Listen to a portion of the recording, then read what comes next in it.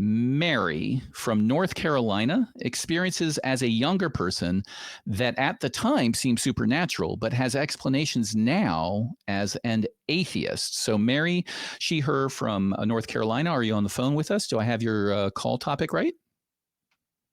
I am on the phone with you. Thank you for taking my call. Great. Yeah, I was raised in a Christian fundamentalist home, and as a child, I had two experiences. The first one was when I was praying, I saw three men at the head of my bed that were glowing, and I got scared and asked my mother, and she attributed it to something like the Mount of Transfiguration.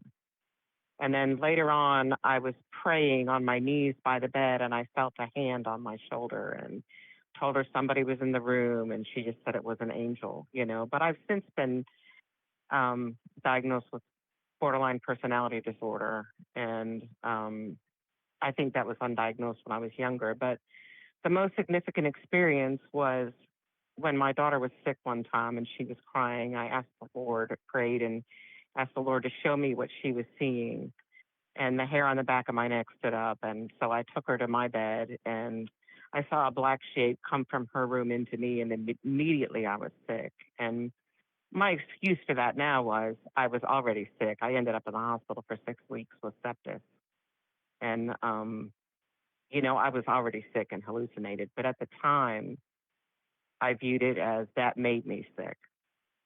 And to look back on experiences with a new worldview since I've deconstructed, it's just very interesting. I know that our brain can see things that aren't there, can feel things that aren't there. Man, I was praying and thought I was praying to a real entity. I can't explain how that would have happened, but how do you feel we can see things about the people who told you, the people around you? This is a common call that we get where people grew up, they had some brush with hallucinations, mental illness, just normal everyday weird occurrences that we can't explain.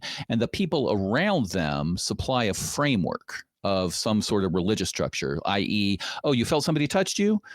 That was not some sort of muscle spasm. It wasn't a mental hallucination. It was an angel. And they supply a ready-made framework for you to plug your experiences into. Do you feel that hurt your speed to diagnosis? Do you feel it helped? Did it give you comfort? Do you resent it now? How does that make you feel? I went through a period of resentment, and, I lived in a family that didn't believe in psychiatry. I disclosed something to my 10th grade teacher when I was younger, and she sent me to the school therapist. And the school therapist took me as far as he could and said that I needed to get therapy to deal with what had happened. And I told my parents, and of course we wouldn't go see a psychiatrist, so they took me for deliverance instead.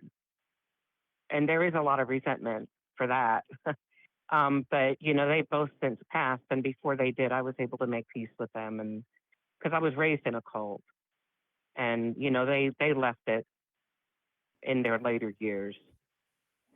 Justin, I know, has some experience researching and investigating cult behavior as well. I'm sure, Justin, you've come across this. Yeah, I mean, the fun thing about cults is that they're all kind of the same, just different flavors of the same thing. So your experience is certainly not unique.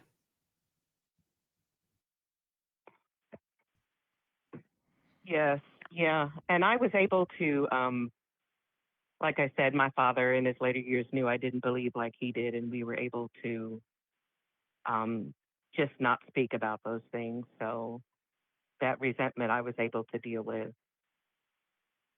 I'm very glad for you, because all too often you hear stories where that resentment doesn't go away, the parents pass, and then it's going to be unresolved forever. So at least you did have that moment. So I want to thank you for your call. I want to let you know you're not alone. I'm sure, Justin, you've heard lots of similar stories. I know I have. I'm very happy for you that you it has nothing to do with your religious beliefs. I'm very happy that you were able to find peace with your parents, and that you have a diagnosis that you can work with, and you have a framework now that lets you be open-minded about exploring causes and not locked into just one explanation that has, in my opinion, a decent chance of being wrong, at least when it comes to mental health. So thank you very much for your call. Your show Anything? has helped a lot with that too. Oh, great. I appreciate that. Anything you wanted to add, Justin, before we move to the next caller?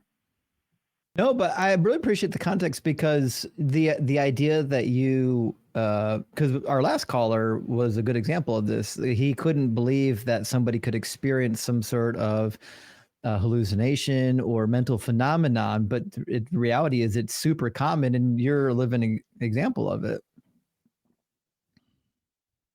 100%. 100%. Thank you very much. Thank you, Mary. I really appreciate your call. We're glad you're well. Absolutely.